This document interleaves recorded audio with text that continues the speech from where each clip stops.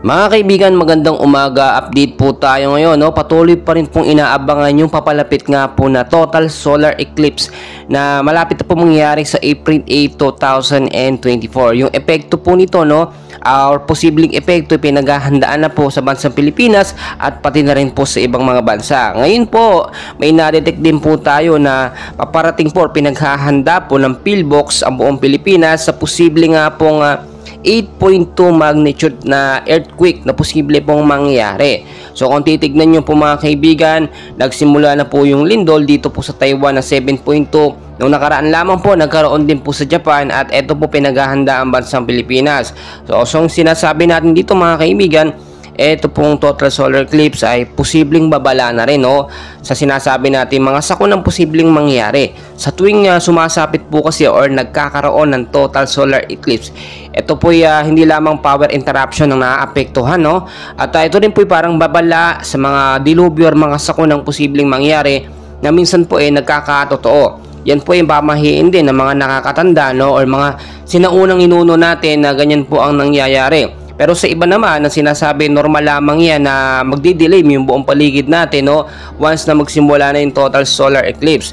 Pero ayon na rin sa ating mga nakikitang updates at mga nangyayari, posibleng may totoo din sa sinasabi ng mga nakakatanda or may epekto or pahiwatig po ito sa posibleng mangyari.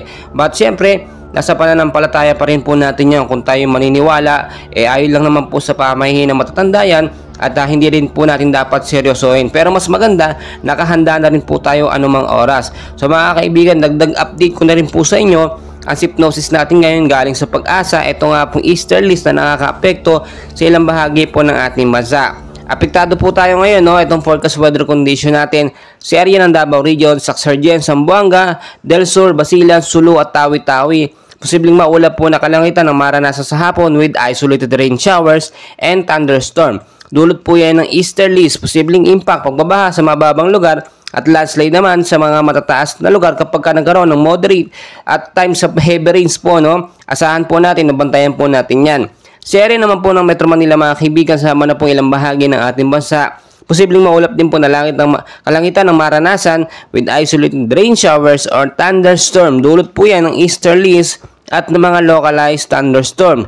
Posibleng impact, pagbabaha at landslide naman po sa mataas na lugar. Mga kaibigan, nasop na wala pa naman tayong bagyong binabantayan sa loob ng PAR, pero maghanda rin po tayo dahil nga po malapit na matapos ang heat season at papasok na po ang buwan ng tag-ulan, no? Noong nakaraan lamang meron tayong trap of low pressure area na namataan, no?